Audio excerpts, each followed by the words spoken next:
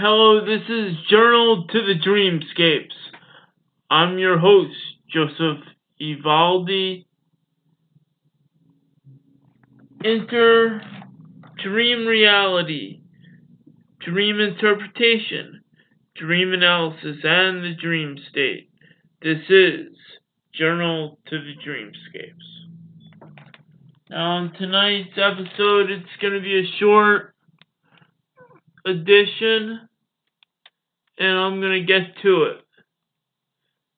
We don't have Ricky or Twilight Cricket with us today. It's just going to be me, and I'm going to read a dream for myself and a dream of somebody famous. And here we go. This is a dream from September 12th, 2009. In another setup of an old room, it mentions things happen due to astrology. It showed people getting upset due to where the positions of the planets were. Then I saw in my room where someone that looked like somebody I work with was instructing that person who was in the room on my old room to clean underneath my bed. Then I saw an image of wrestling referee Earl Hebner, who was living, but in the dream it said he was born in 1874. And then I woke up. A lot of things happen in this dream,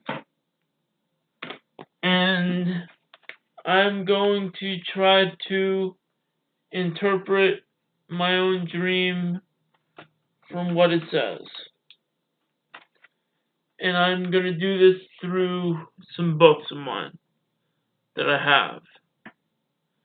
This is from the book Illustrated Encyclopedia of Symbols, Signs, and Dream Interpretation, written by Mark O'Connell, Roger Aire, and Richard Craze.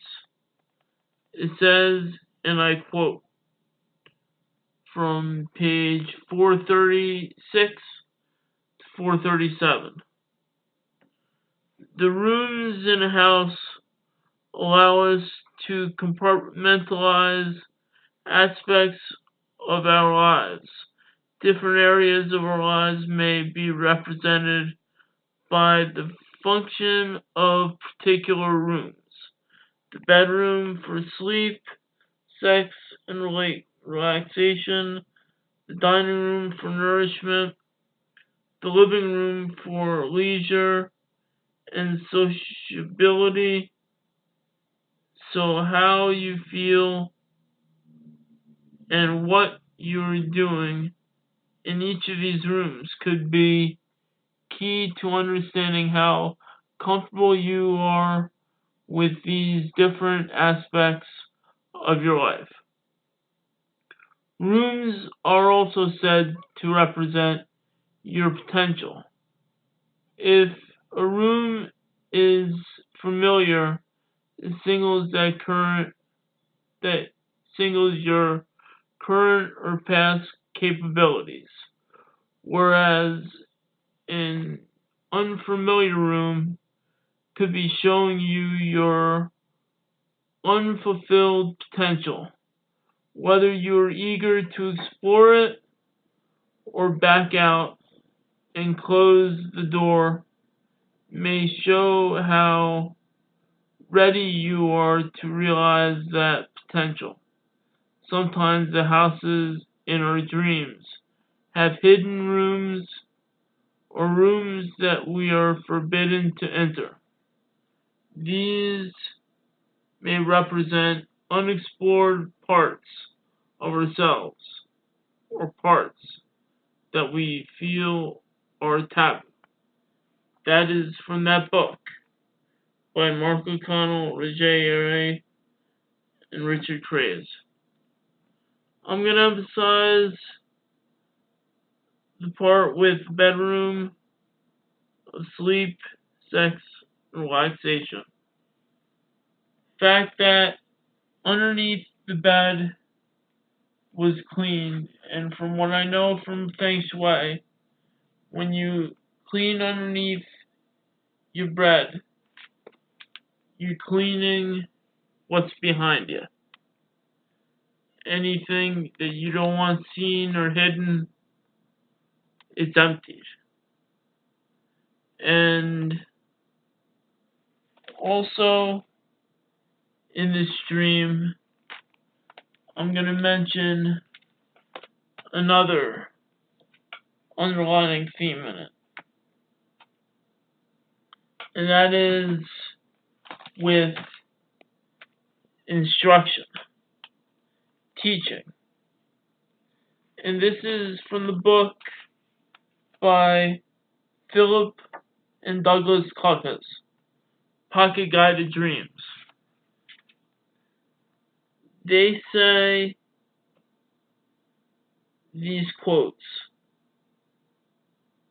"The appearance of an old teacher in a dream is a sign that the dreamer requires structure in their life. They also warn us to seek the opinions of others we trust before making important decisions." These dreams were warning me of a future that I should have taken, but I was not prepared for the outcome until recently. So, as it speaks volumes, I did do a lot of cleaning, and everything came about, everything did handle what it needs to handle. I'm going to get to the next stream because this is going to be a short edition. I've got to go to work in about 10 minutes, so I'm going to make this a quick episode of Journal to the Dreamscapes.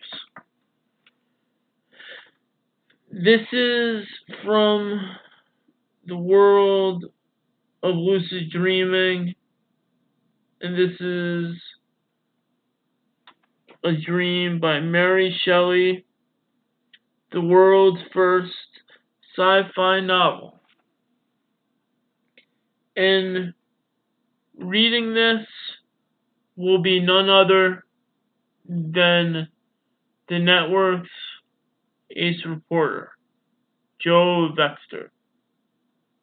Hi, I am Joe Vexter, ace reporter, and I am going to read a dream by Mary Shelley, and it is called The World's First Sci-Fi Novel.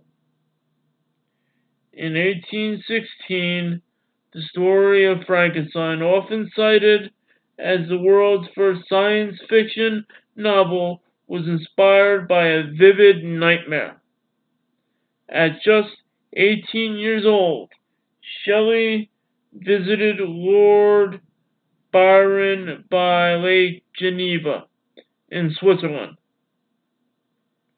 They were locked in a cold volcanic winter caused by the eruption of Mount Tambora the year prior, creating Europe's year without a summer. Stuck indoors and huddled around the log fire, Byron suggested they each write a ghost story. but night after night, Shelley was unable to think of anything suitable. Then one evening, when discussion turned to the nature of life, Shelley suggested perhaps a corpse could be reanimated, backed by the thought that galvanism had given token to such things. Later that night, after turning in, her imagination took hold and she experienced what she described as a vivid waking dream. And she says, I quote, I saw the pale student of unhallowed arts kneeling beside the thing he had put together. I saw the hideous phantasm of a man stretched out, then, on the working of some powerful engine, show signs of life, and stir with an uneasy, half-vital motion. Frightful must it be, for supremely frightful would be the effect of any human endeavor to mock the stupendous mechanism of the creator of the world. Then the idea of Frankenstein was spawned. Thank you, Joe Baxter, for reading that. One of my characters on doing the show. And it raises volumes that an image of a muse after working hard can be placed. As many of us know, around Halloween or any other time of the year, Frankenstein was a classic, realmed in horror and sci-fi. And many of the trends followed after that. Even a character of Herman Munster was stemmed from that. So I could go on and talking about this dream, and I will in just a few minutes, but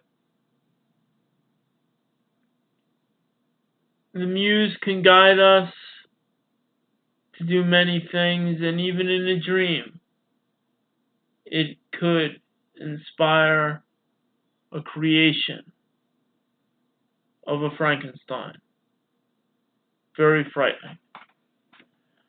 Okay, I'm gonna wrap up the show by doing short plugs, and check out Richard Andrew Olkis and the writings, now available on the Amazon Kindle. Check out A Soul Warrior's Journey, should be available on audio right now. Check out the Book of Seasons, The Journey Through the Years Cycle, should be available on Amazon Kindle December 21st, 2018. If it's the new year, the new year has begun. And check out Slow Mo Joe's Poetry Show, Journal to the Dreamscapes, and the Joseph Evaldi podcast. Shows that are going to be airing from January and on, and we also have the last of the season of the Rookie and Wolfman show and other shows as well that are wrapping up their season. So, on that note, let me close the podcast.